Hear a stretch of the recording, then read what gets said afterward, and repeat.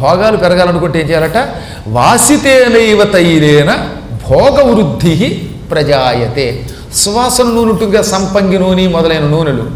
ఇలాంటి సువాసన కలిగిన నూనెతో ఈశ్వరుణ్ణి అభిషేకిస్తే మంచి భోగములు, వాహన భోగములు, భోజన భోగములు, వస్త్ర భోగములు ఇవన్నీ లభిస్తాయి. ఆవాల నూనెతో అభిషేకిస్తే వెంటనే అవుతుంది, మోకాళ్ళ నొప్పులు తగ్గుతాయట. ఇంకా మధునా యక్ష్మరాజో వై గచ్చేచ్చ శివపూజనాత్. ఇది చాలా గొప్ప మాట. యక్ష్మరాజము అంటే రెండు అర్థాలు.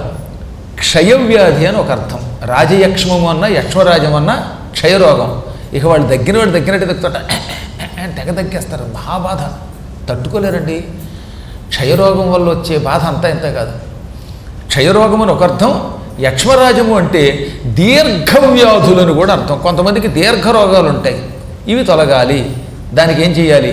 విడిచిపెట్టకుండా 11 సోమవారములు మధున తేనెతోటి ఈశ్వరుణ్ణి అభిషేకిస్తే దీర్ఘవ్యాధులు తొలగుతాయి. ఆ తర్వాత అసలు భయంకరమైన రాజయక్ష్మం కూడా తొలగిపోతుంది. చెరుకు రసంతో శివుణ్ణి అభిషేకిస్తే ఎప్పుడు ఆనందంగా బతుకుతట. ఆనందం కంటే ఏముందిగా, ఆనందమే పరమేశ్వరుడి యొక్క స్వరూపం అండి. ఆనందో బ్రహ్మేతి వ్యజానాత్. ఆనందమే పరబ్రహ్మం అంటే. ఆనందం కలగాలంటే చెరుకు రసంతో అభిషేకించాలి. ఇంకా గంగానది జలముతో ధారగా అభిషేకిస్తే భుక్తి ముక్తి కలుగుతాయి.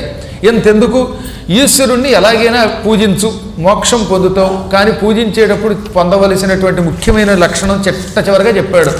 ఈశ్వరుడికి ఇవన్నీ చెప్పాం, ఇవేమీ చేయలేకపోయినా భక్తితో నా శివుడున్నాడని నమ్ముకొని యథాశక్తిగా అర్చన చెయ్యి, నీకు శుభాలు కలుగుతాయి. ఈశ్వరుడికి ఒక లక్షణం ఉంది, భక్తి చాలు.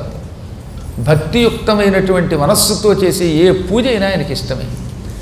ఇంత విన్నాక ఇప్పుడు నారదుడికి ఆనందం కలిగి ఒక అద్భుతమైన ప్రశ్న వేశాడు.